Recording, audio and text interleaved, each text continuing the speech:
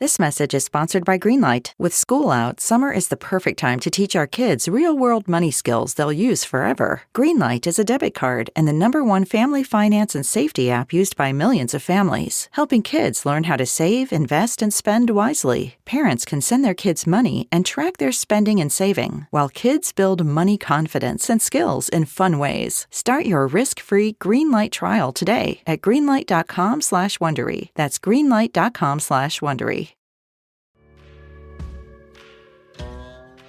I'm Alice. And I'm Brett. And this is the Prosecutor's Legal Briefs.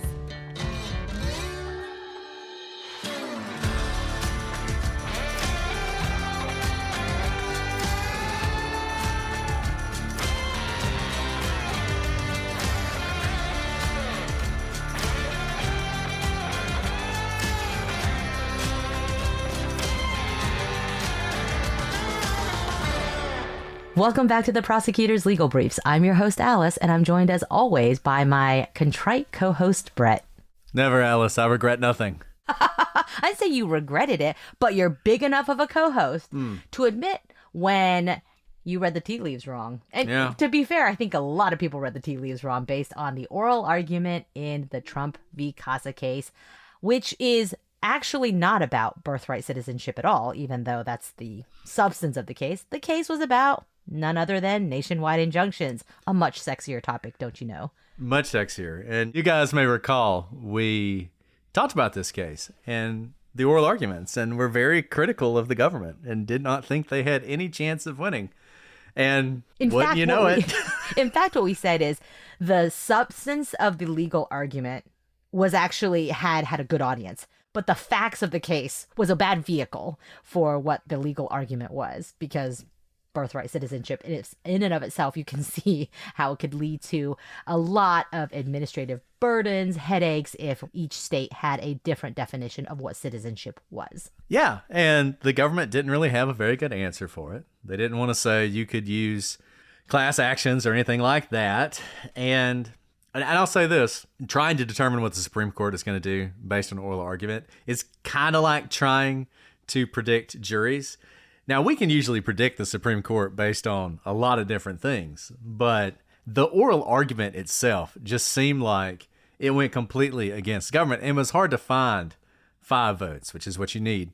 The United States Supreme Court has 9 justices, so you have to have 5 to win. I didn't know if they'd get to 3, but they got to 6. They did. And, well, the opinion came out. Was it the last day of the term? It was the last day of the term, right? So you guys know each season of SCOTUS, it goes from October is when oral arguments start. And then the last opinions are dropped in June. And that's because everyone then takes about a 3-month break to go. I mean, there's still a lot of work to be done, but no more opinions are issued after June, and no more arguments are had until the new term of SCOTUS begins in October. So oftentimes kind of the meatiest, the longest opinions, the most divisive tend to be near the end of the term, because back behind the curtain, the justices are writing memos back and forth. They're fighting for votes, because a lot of times you'll see this. You'll see like a very lengthy dissent that you can imagine was originally maybe going to be the majority opinion, but they didn't get enough votes. The way it's written, you can kind of glean this. So there's back and forth writing for the justices to be lobbying each other to get people on their side, or people are writing their own concurrences or their dissents. And so you can imagine why that would take longer. And therefore, the last day of the term usually is a nail biter. You know, all the opinions have to drop that day, and they're always going to be kind of the blockbuster ones. And this year did not disappoint. And of course, this case was one of the last day drops. It was sort of an interesting year because, frankly, there weren't that many blockbuster cases. I mean, there were a couple sort of interesting ones, a couple that were controversial, but unlike some of our previous terms, there weren't that many. For instance, there was this Louisiana redistricting case that everybody thought was going to be a big deal, and they kicked it. They decided to re-argue it, which is another thing they can do we haven't discussed before. They can say, you know what? Very rare, but very rare. You know what? We're going to argue that next term, decide it next term. So that was actually what everyone thought would be the last case decided. and they kicked it. Yeah, I know we're not So- going to go into the substance of that, but that's crazy because obviously they argued it. And so it's not like, oh, maybe they'll come out with a briefing schedule that says we want these additional points made or additional briefing. But literally it was just like, not yet. Just keep doing it. Just, until next time. That almost never happens. And so I think this case probably was the blockbuster. We followed this case since before it was a case. We talked about this right after the executive order regarding birthright citizenship came out because we knew it was going to make it to the Supreme Court. And we wanted you guys to have sort of an understanding of it.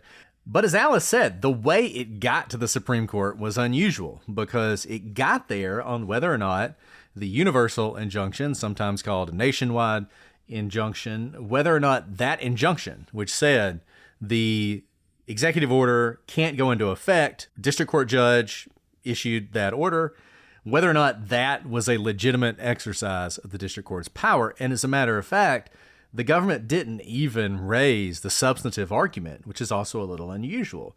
So this was sort of a strange thing. And we felt like even though nationwide injunctions are something that are controversial on both sides of the political divide, depending on who's in office, right? So if your president's in office, you don't like them because they're stopping your president from being able to do whatever you voted for him to do, right? So plenty of these in the last administration, a lot of these in this administration, but they chose this vehicle, which seemed strange. Usually you would want to have sort of an innocuous one. Remember last year we talked about Chevron deference and how big a deal that was and how they're overturning this massive piece of precedent.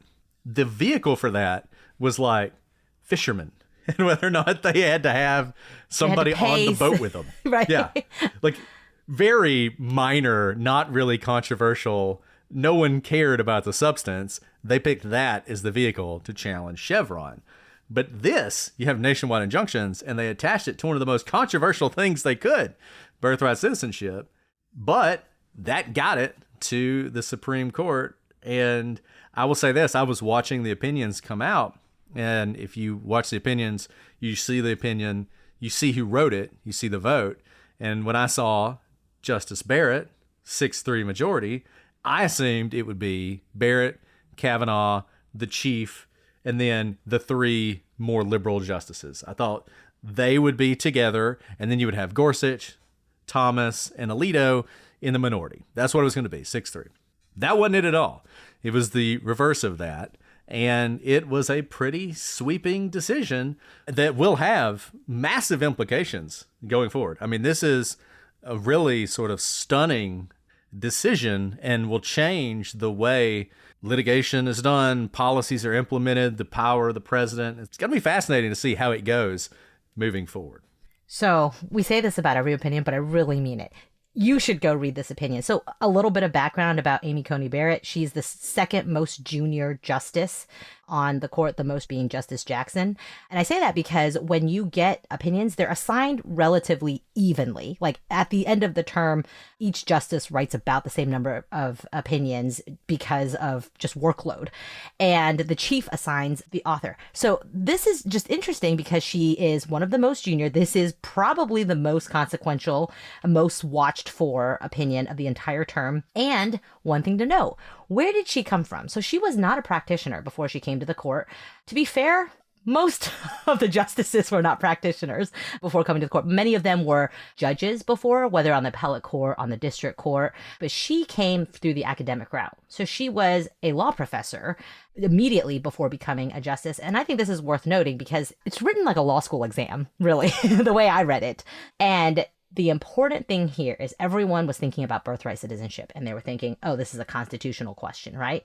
Well, now that nationwide injunctions go up, and we even talked about it being a constitutional issue, whether it's about the three branches of government, what can courts do? What are the checks and balances? Obviously, you can see where the constitutional issue could be. But this opinion, the way it was written, was not a constitutional decision. It was a statutory decision. So it looked to whether, quote, Congress has granted federal courts the authority to universally enjoin the enforcement of an executive or legislative policy, So this is about what Congress has allowed here. And it concluded that nationwide injunctions, quote, likely exceed the equitable authority that Congress has granted to federal courts. And it concluded that nationwide injunctions likely exceed the equitable authority that Congress has granted to federal courts. And so, although this is a statutory question, according to the majority, it derives from the Constitution itself. So Article 3 of the Constitution defines the judiciary. Remember, we have three branches of government: the executive branch, the legislative branch, and the judicial branch, though actually legislative comes first and is most defined. It's fascinating. I've talked about why that is before, but nevertheless, got those three branches of government, and they're designed to sort of balance each other, the whole checks and balance thing. And sometimes people think of the judiciary as sort of unbounded in what it can do. You know, it's sort of the least checked of the branches. But in reality, that's not true.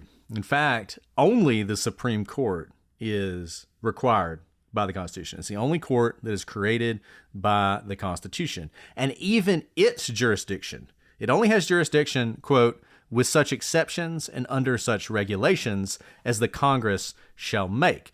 Lower courts are entirely creations of Congress, as is the scope of their jurisdiction. So theoretically, if Congress wanted to do it and the president wanted to sign off on it, they can strip the jurisdiction from courts over just about anything. I mean, they could do it over particular policies. You know, for instance, and I'm not advocating for this. In fact, I think this would be bad. But you could imagine having a rider in a bill that says, this bill is not subject to the jurisdiction of the courts. Like, imagine back when the Affordable Care Act was passed and everybody said this is going to be challenged in court. It may violate the Commerce Clause, et cetera, et cetera. What if they had included just a line that said that? Can't review it. That is something you could do under the Constitution. That would be a pretty extreme thing to do, but you could do it. So the whole idea here is when the Supreme Court is looking at the power of a district court and whether the district court has the power to say to the president or to say to Congress, hey, I know you enacted that law, or I know you wrote that executive order, but I'm going to say, district court here, sitting in one of 90-something districts, one judge in a district of 10 judges, I'm going to say for the entire country that you can't do that. Is that a power that Congress gave to the courts when they were created? This episode is brought to you by Progressive Insurance. Do you ever find yourself playing the budgeting game, shifting a little money here, a little money there, and hoping it all works out? Well, with the Name Your Price tool from Progressive, you can be a better budgeter and potentially lower your insurance bill too. You tell Progressive what you want to pay for car insurance, and they'll help find you options within your budget. Try it today at Progressive.com. Progressive Casualty Insurance Company and Affiliates. Price and coverage match limited by state law. Not available in all states.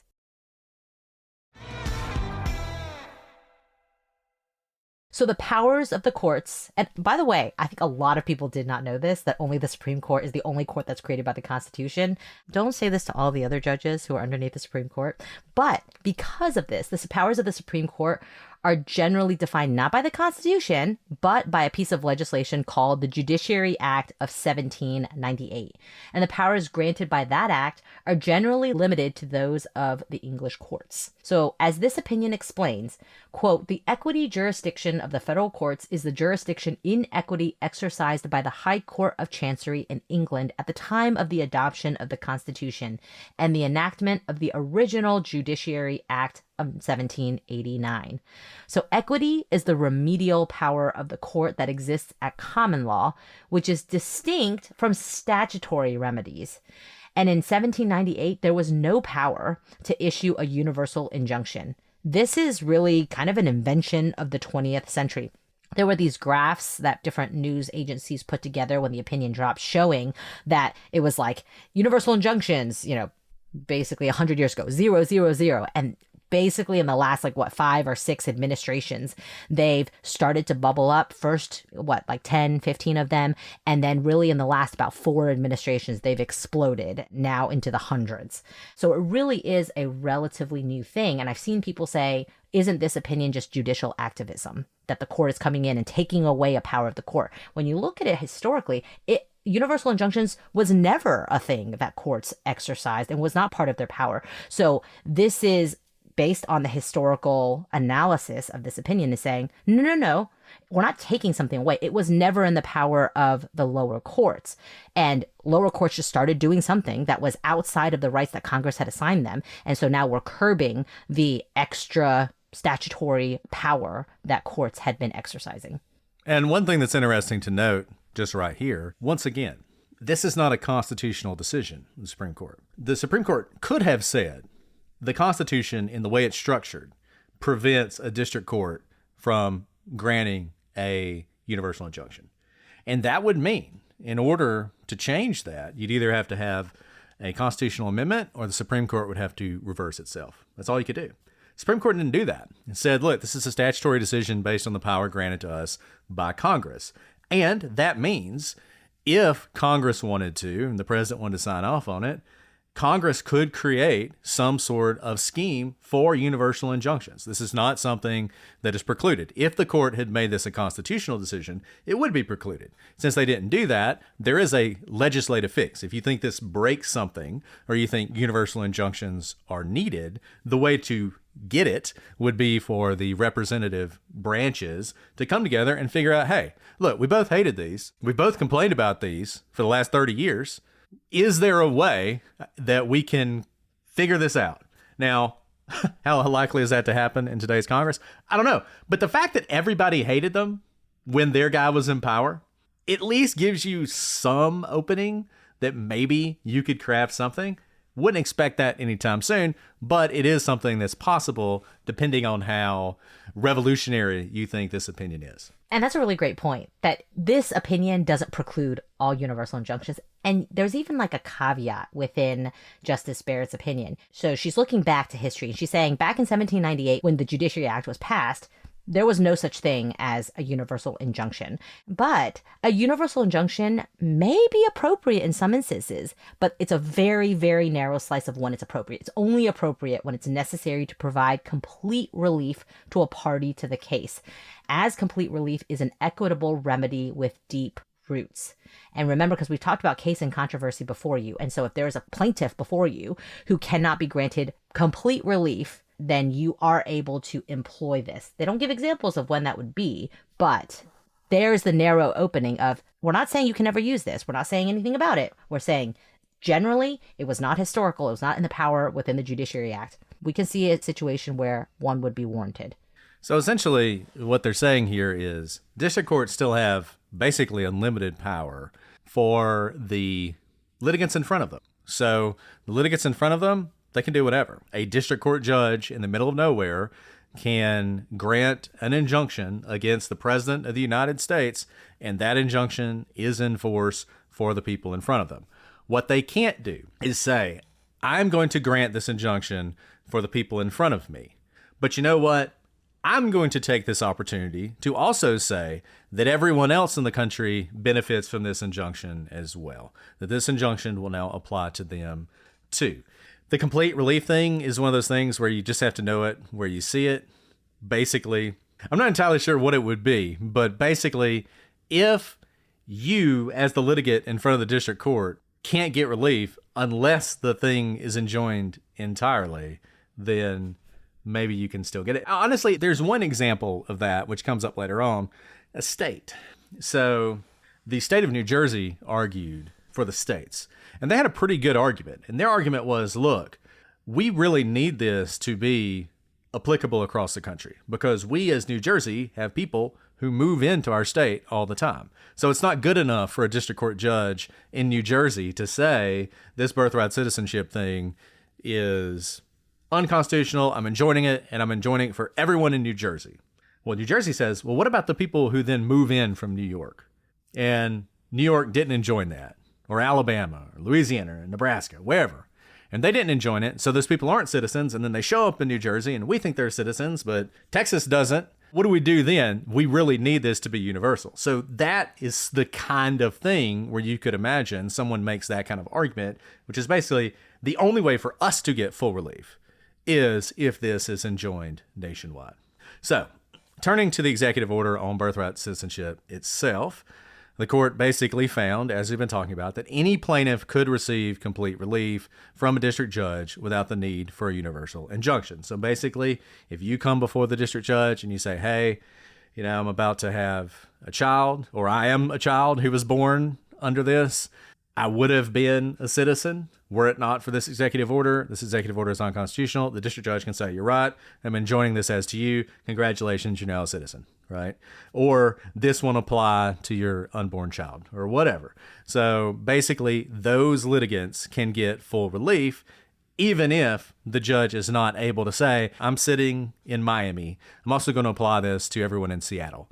Like, they can do it for everyone who comes before them. As I said, the states are going to be a more interesting question. Supreme Court acknowledged that in their opinion, and we'll just have to see exactly how that goes. It could make state litigation even more important for sort of protecting both their interest and the rights of their citizens, which frankly is kind of the way it was for a long time. I mean, there's this sort of notion of states as laboratories of democracy and of sort of fighting this out amongst themselves. So we'll see how that rolls out.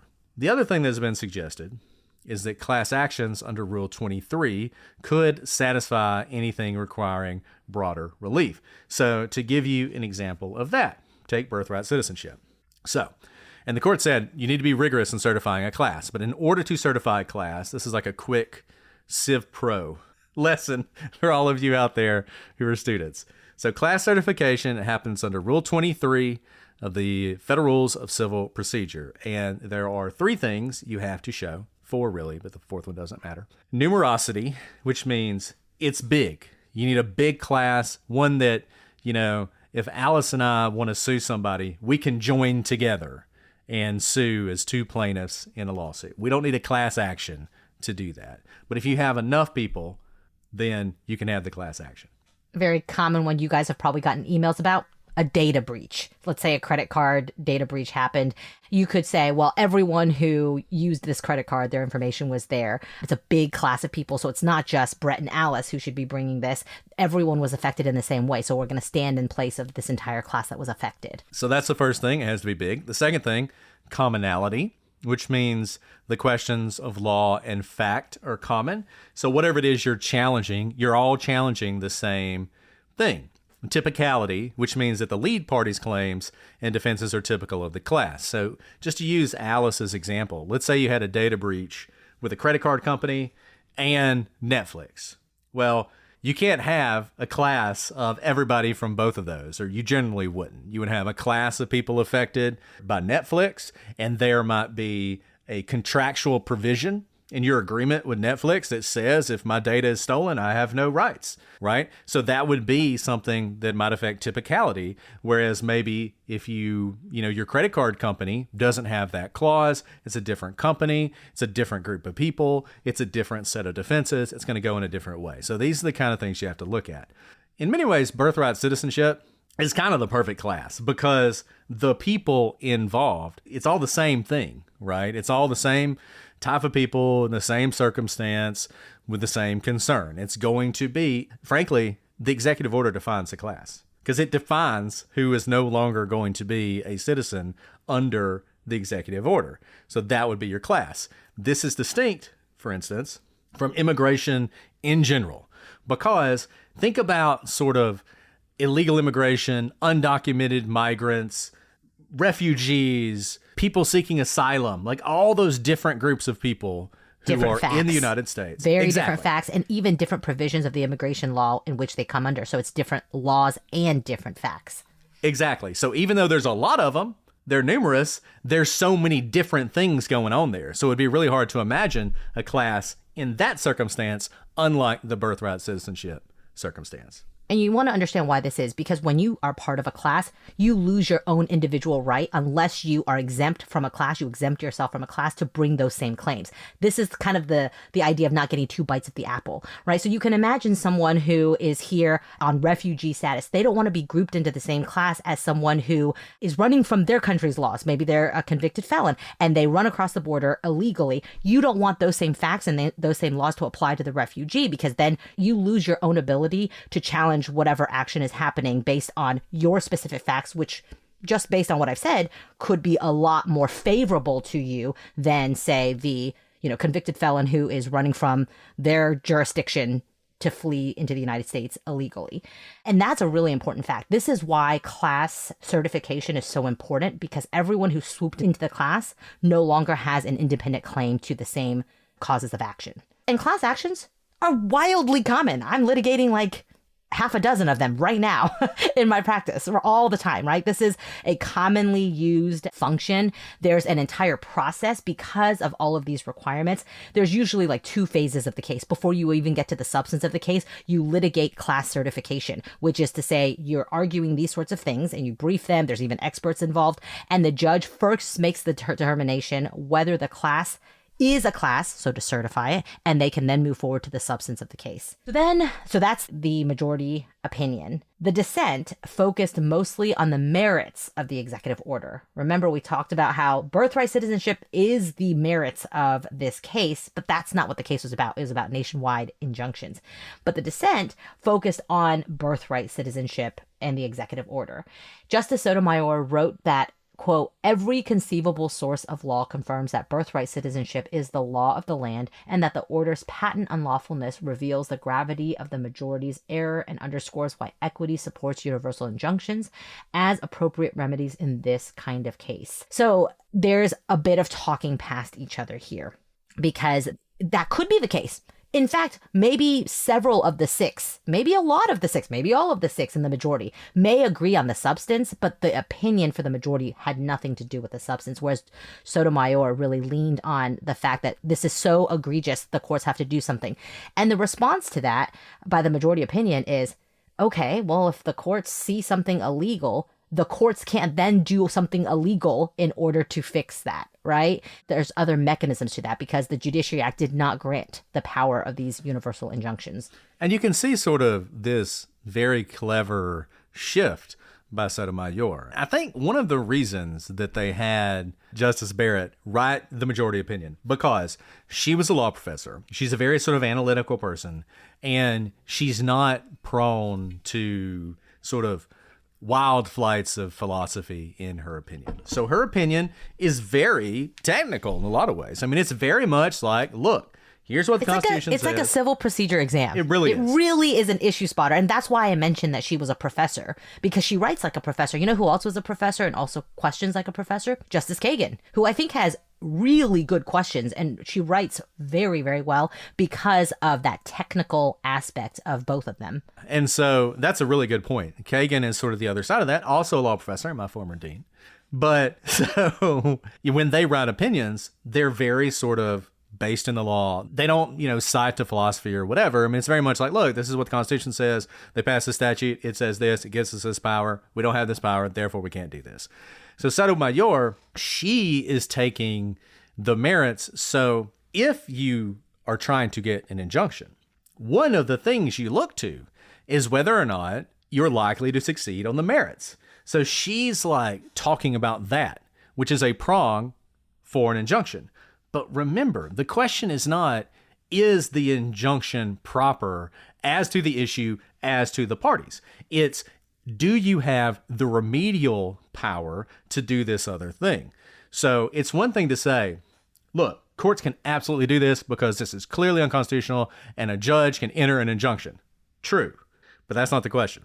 The question is, can a judge enter a universal injunction? And that part takes something else. And I think the rhetorical style of Sotomayor and later Justice Jackson is really powerful because it is so much more sort of like soaring, right? Like their rhetoric, you can imagine like fireworks going off behind you and, the Battle Hymn of the Republic's playing and all this stuff. But when it comes to sort of the technical questions of the law, they're not as on point as Justice Barrett's. And what's interesting about that is this is sort of a philosophical question about how you think judges, in particular the Supreme Court, should make decisions. We're going to talk about that a little bit in a second. So like Brett noted, Justice Sotomayor wasn't the only one to write a dissent. Justice Jackson, also in her dissent, made similar claims, essentially arguing that the court simply must have the power to enjoin the executive in circumstances like this. Again, it's the appeal to the merits of the case. And I think this is really interesting to note the different arguments here, because Jackson is saying this is so egregious, like hair on fire. We have to be able to do something. The Supreme Court has to be able to do something. Remember, hearkening back to all our other constitutional legal briefs, the purpose of the federal government and the three branches of government was actually to make things move very slowly. It was so that there was no king.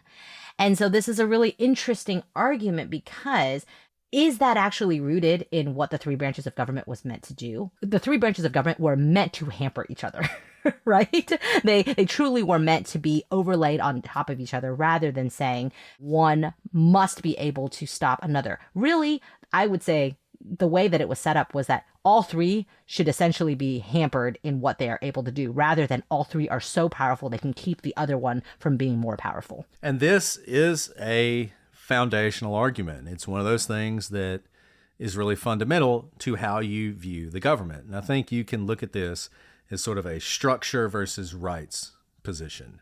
So there are people who think that structure is critical.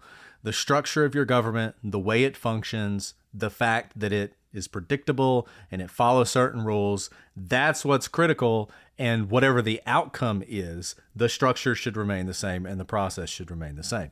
And obviously, there's some overlap. Then you have people who say, no, rights are most important, protecting rights are most important. And if that means stepping beyond the structure, doing something that's a little unusual, exercising power that we might not normally have, we should do that because protecting rights is paramount.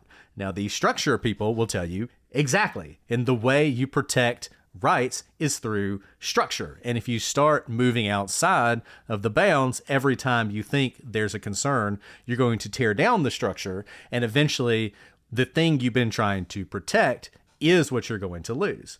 But this position that you see Jackson and Sotomayor take, it's not that unusual. You might be called the sort of doing good exception to constraints on the judiciary. If it is necessary and good and right, then you should do it. I'm about to play the most important discussion of this. No, you do the devil quote. Okay. And we've said this before, what Brett just explained. And by the way, there are going to be high emotions. I see the chat going wild. This structure versus rights argument is so foundational. And there are honest arguments on both sides. I mean, I think Brett just gave you a really good primer on all of it. So it's not about sides of the aisle or political party. It really is a foundational question of what you think the power of the federal government is. And I will give you, this is not a new question. This does not come up in this newest season of SCOTUS. This has been something that has been a part of governments even before us. And the quote that we've said before, and that's quoted always when we talk about this foundational argument, is "A Man for All Seasons," a play in two acts, right? So William Roper. "So now you give the devil the benefit of the law." And Sir Thomas More. "Yes, what would you do? Cut a great road through the law to get after the devil?" "Yes, I'd cut down every law in England to do that." Sir Thomas More says, "Oh, and when the last law is down and the devil turned round on you, where would you hide, Roper? The laws all being flat? This country is planted thick with laws from coast to coast. Man's laws, not God's. And if you cut them down and you're just the man to do it, do you really think you could stand upright in the winds that would blow then? Yes, I'd give the devil benefit of law for my own safety's sake." That play, that dialogue captures this debate that we've been kind of highlighting for you. And look, that's fine. I don't know. That's some obscure play or something that Alice is citing to. They probably taught her that at Yale. But I have for you a far deeper discussion of this issue. Probably the greatest discussion of this ever recorded. It's a short clip of an amazing debate between two learned scholars of the law. It's a little slow at the beginning, so give it the first 30 seconds, but I think you'll see, once they really sort of get into this discussion, you'll see just how powerful this is. I don't know. Sure you do, you just don't want to tell me. You gonna use one of your Jedi mind tricks on me? They only work on the weak-minded. Alright. I was 12. His name was Paulo. We were both in the legislative youth program. He was a few years older than I. Very cute. Dark curly hair, dreamy eyes. Alright, I get the picture. Whatever happened to him? I went into public service. He went on to become an artist. Maybe he was the smart one. You really don't like politicians, do you? I like 2 or 3, but I'm not really sure about one of them. I don't think the system works. How would you have it work? We need a system where the politicians sit down and discuss the problem, agree what's in the best interest of all the people, and then do it. That's exactly what we do. The trouble is that people don't always agree. Well, then they should be made to. By whom? Who's gonna make them? I don't know. Someone. You? Of course not me. But someone. Someone wise. Sounds an awful lot like a dictatorship to me. Well, if it works.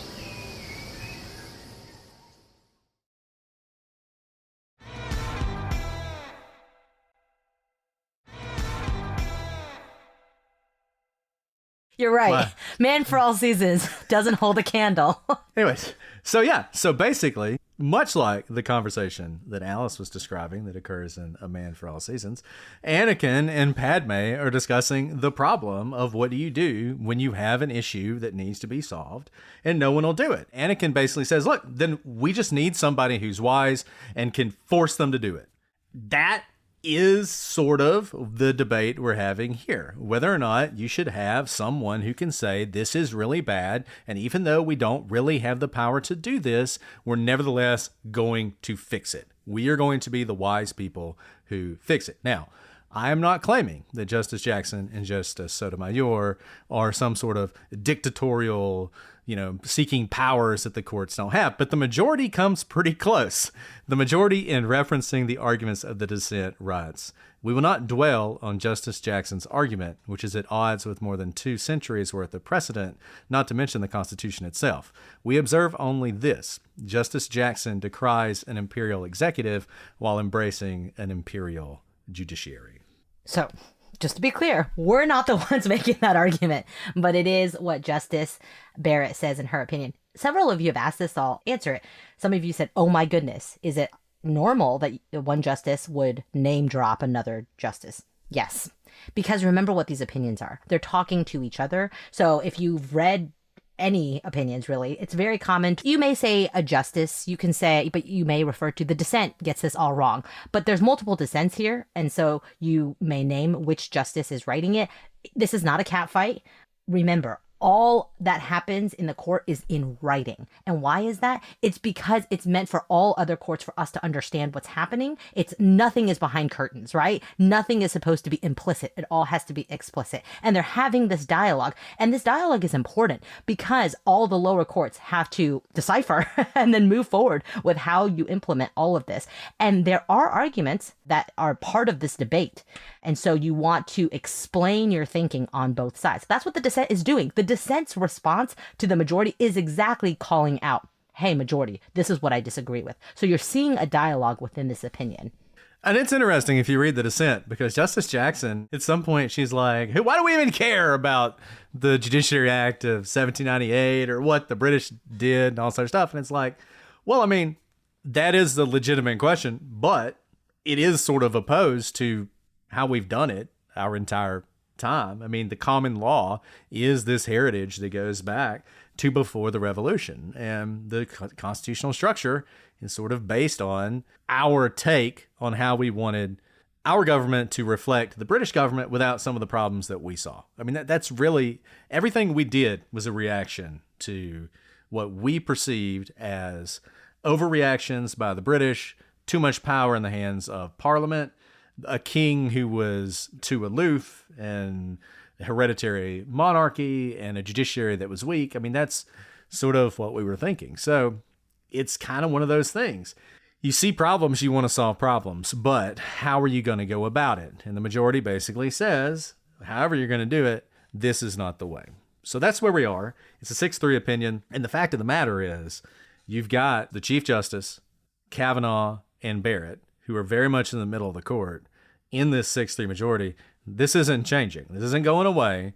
And, universal injunctions aren't coming back unless there's some sort of congressional action to give district courts those powers. So what will be interesting to watch is how this develops going forward and how courts react. Now, one way, in an obvious way to do this, is courts are just going to have to move more quickly on issues that are not amenable to class certification. Class certification will be the first thing, but appellate courts are going to have to move more quickly. They have broader jurisdiction, and the Supreme Court's going to have to move more quickly on certain issues. They have been doing that more. The Chief Justice signaled in this discussion that that was something they were more than capable of doing on important issues. We'll just have to see. And like I said, it's going to be a sea change. When Alice was in at the Department of Justice and I was working for a state, we were getting nationwide injunctions all the time on things that President Obama was doing. My first case, my literally very first case, the day I walked into the Justice Department, I had a PI about Obamacare on my desk. And obviously at that point, there were a bunch of different injunctions flying around already. This was on a narrow slice, my piece of the pie.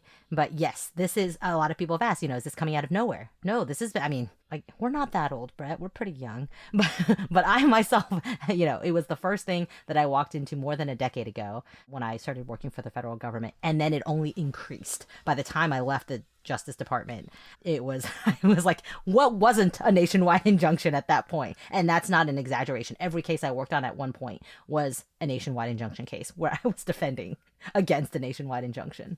And I'm sure a lot of y'all remember in the last administration when your student loans are going to be forgiven.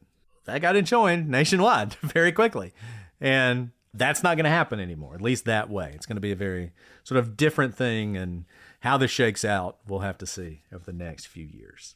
Indeed. Well, hopefully this has given you this is like Civ Pro 101. And please go read the opinion. We'll post it, both the majority opinion as well as the dissents. I think it's always helpful to read all sides of the argument. Like I said, it's supposed to be accessible to all of us.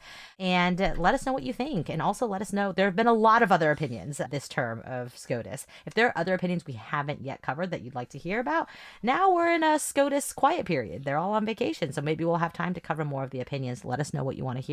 You can always email us at prosecutorspod@gmail.com. Reach us on all of the social medias.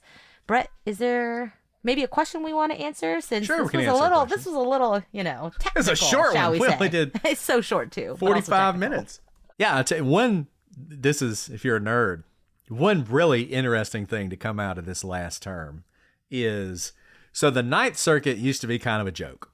Like, they got reversed all the time, and they would get reversed summarily. Court wouldn't even hear oral argument. They would just 9-0, flip them, send it back, right?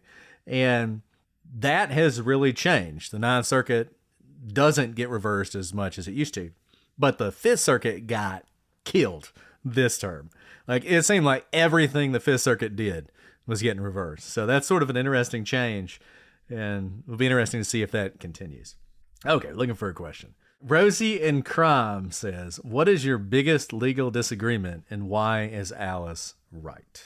Obviously, you don't have a right to break out of jail. Not once, not a million times. Obviously, I am right. Did you not just hear Anakin and Padme talk? Did you not just hear A Man for All Seasons? I am 100% in the right. I don't know who this crazy person is on the screen with me, but obviously, the laws must stand. We must respect the rule of law. And unlike Brett, I'm not going to turn the other way when you try to break out of prison and you succeed. If you succeed, I will hunt you down myself.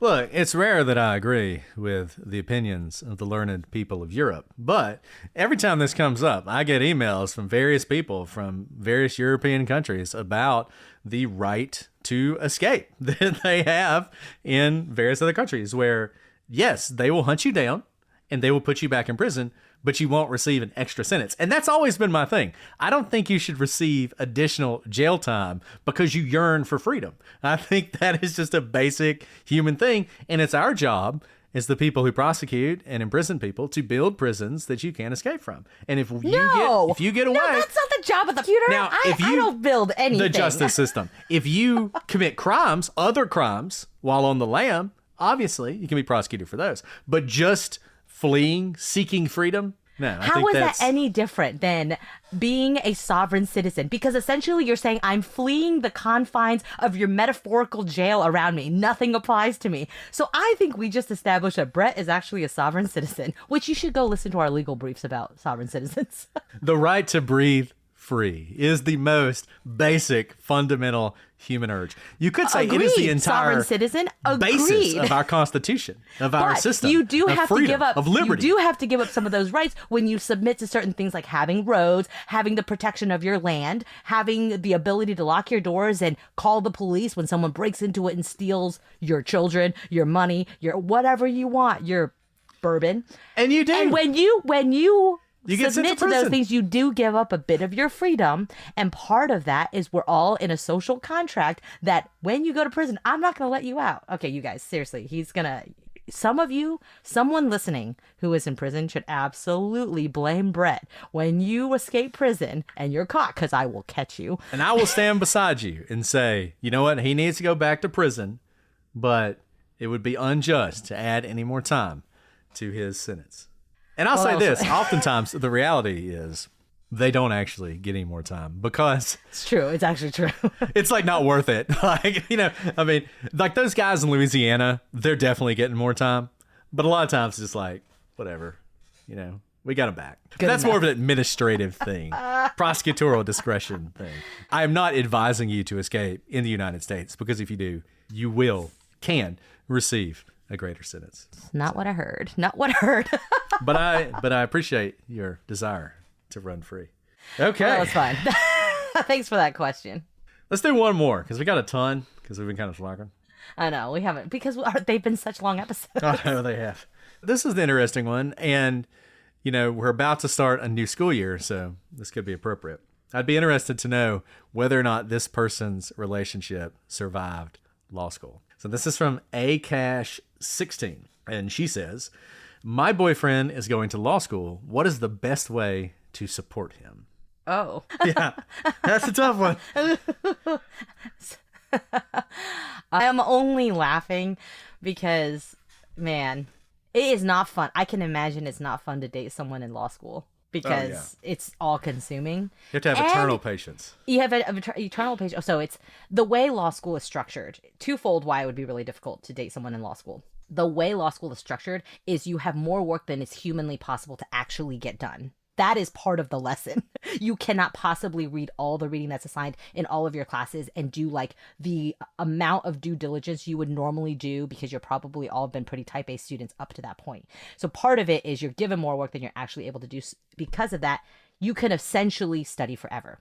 But that is not actually the problem. The problem is law school is also really fun.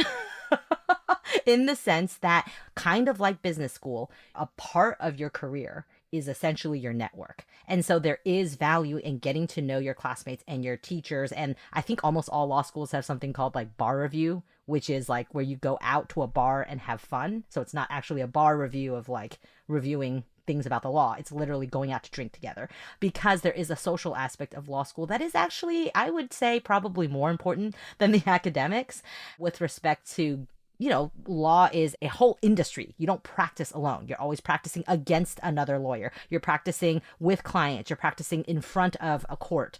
And because of that, it's very relational. And those are just a lot of demands on your time. So I'm just commiserating with you that it is actually just really hard to date someone who is in law school because you're not going to see them very much. It's really hard. It's really hard. And I mean, most of the people that I knew who had relationships going into law school were not in those relationships by the end of the first year. Really, That the was first me. There you go. You survived it, though. You survived it twice. I was going to say, so because you guys went to law school at different times, so you had to do it twice. So there's a couple things. Number one, I'm not entirely sure how we made it through that, but my wife and I, we were dating. We dated for forever. It's all my fault. But when I went to law school, we were dating. But she was in Boston working. So that was good.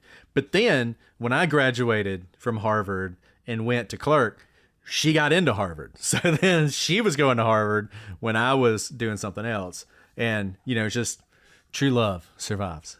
Somehow we made it through that and we ended up getting married. So, but The one thing I'll say, and the thing that I think made people successful, is if you can be, and I'm not telling you to move to wherever your boyfriend's going to law school, because that is a big gamble. But the people who tended to make it, like, integrated themselves into the law school friend community. groups. Yep. Like and became a part of it. You're right. Like, there are spouses or who became spouses later who came to our bar review, hung out in the cafeteria because that's where we were all the time, and essentially became like part of our friend group. Have I told you also, this is not the question, but have I told you guys my dating stories in law school? Hey, should I get another bottle of bourbon here? Yeah, because I think this is relevant to the question. Okay, let's go for it. This might be after dark. We might cut all of this, but like the 53 of you here who sat through a nationwide injunction legal briefs, you get this one. So I think I've told the story before, but it shows you also the type of people who go to law school, which is to say not everyone's like this. And I'm not saying your boyfriend is like this. I'm saying who they're surrounded by, because who you're surrounded by can really affect like your enjoyment of hanging out with these people. So I was single for a brief period of time in law school. And when that happened, I guess it's also the school I went to. There are not a lot of, I think, like great options for dating on both sides. Unlike Harvard. No, yeah, right. But you guys are way bigger. We are we're like a fraction of your size. So like slim pickings across the board. And so when I was single for less than a semester, the people came out of the woodwork, and I went on some of the worst dates of my life. Like, I mean, this was like To Catch a Predator style. Except I bet you were in demand, Alice. It's not that I was in demand. It's that there was nothing. So, like, demand by default, because it's like, well, she's breathing. Like, well, let's date her. So I had people who, like, actively said things that I just can't believe can come out of a human's mouth. And I'm connected with them on LinkedIn. They're in high positions of power. And I suppose this same, shall we say, confidence that they brought to dating, they also brought to their legal career, which allowed them to succeed in the legal career, but perhaps was devastating to a dating career. So I had one person who I did not like this person, but I think I've said this before. I'm of the mind that if you're going to ask me out, like very traditional style, the least I can do is like say yes. I don't have to continue to go on dates with you, but if you do the honors of being like, hey, you want to grab dinner, I'm gonna say yes. So grab dinner, did not like this person like at all, like just not my cup of tea, and it's fine. So I said, no to future dates, but somehow the no did not register to this person or most people in law school. They're like, I'm the greatest thing since sliced bread. So clearly when you say no, your heart's saying yes. and so I was studying at the library, and this individual was like, can I talk to you outside of the library? And I was like, I mean, I have a lot of work to do, but okay. So I stepped out of the library, which meant that everyone could still hear us because it's just outside the library. There's the quiet sign. And he was like, do you want to go get coffee? And I was like, no. Like, I just want to be really clear. Thank you for asking me out, but no, I'm not interested. And I said it that clearly. I was very direct at this point, because after like 10 no's, it was still like, okay, but like tomorrow. And I'm like, no, I'm not interested in you, but thank you. And so he looked at me and he like was silent. And I was like, oh, he's kind of sad. He was not sad. He said, I really hope you get some help. And I was like, okay. I really hope you get the help that you need. Like, I can give you the name of a therapist if you need. And I was like, come again? And he was like, because clearly there is something that is so traumatic in your life that you can't accept love when it's in front of you. We've been on one date. And I was like, yeah, thank you so much. You were clearly the one who needed help in this caring situation. about me. And this is, I am not embellishing. This is like a verbatim what happened. My entire class is laughing their heads off because they can hear us. They're all in the library, just like on the floor laughing at this point. And he was like, so would you like the name of my therapist? And I was like, I have one. I am okay. I am okay. He goes, okay, well, you should really make an appointment. Like, this went on. He goes, you should really now make you an could be appointment. like, can I interest you in BetterHelp? BetterHelp. And then he wouldn't leave it because I was like, oh my gosh, like, you're embarrassing yourself in front of the entire school right now. Like, can you please just leave? I'm trying to give you like an easy way out. And he was like, well, you should really make an appointment like immediately. And maybe once you've seen the therapist a few more times, we can try this again. And I was like, maybe we can try this again. Wow. Anyways, so those are the type of people that I went to law school with. Yeah, that's quite a story. I could not, and let me say that. This person I have seen practice in a court of law, that's exactly the same energy they bring, and they're pretty successful. So There you go. It all depends on the circumstance, really, if you think about it. it's all about context. Anyways, so Wow. Okay. hope your relationship went great. Yeah, good luck. Oh, man. And let us know when you hear this. Did it work out? I hope you're married with like 3 kids at this point, because we're very slow to answer I'm questions. not saying that your boyfriend is like that. Look, I found me a spouse at law school despite all this craziness, so it's possible. It's just improbable. Well, guys, thanks for the questions. As always, if you leave a 5-star review, you can ask a question. We will answer it. It doesn't have to be about law. In fact, the ones not about law are funniest. So let us know what you think. And until next time, I'm Alice. And I'm Brett. And this is the Prosecutor's Legal Briefs.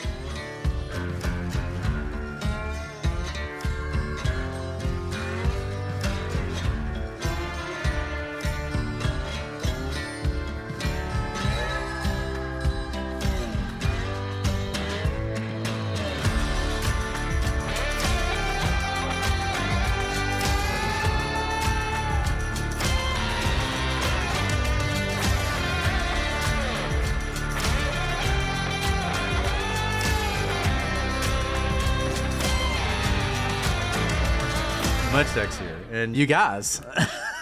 You guys. You guys. Respect my authority. Anyway, you guys may recall Can I tell you about Squanto, though? Last year, he's 5. Last year, he was the kid that they had to physically push off the jumping block for the swim meet. Like, he couldn't jump in. He was too scared. He could barely make it. He'd, like, hold on to the lane line, like, halfway through. Not even halfway, a quarter through. He won both of his heats yesterday. Wow, I that's know. so great. I know. And he was 3 years younger than the next youngest kid.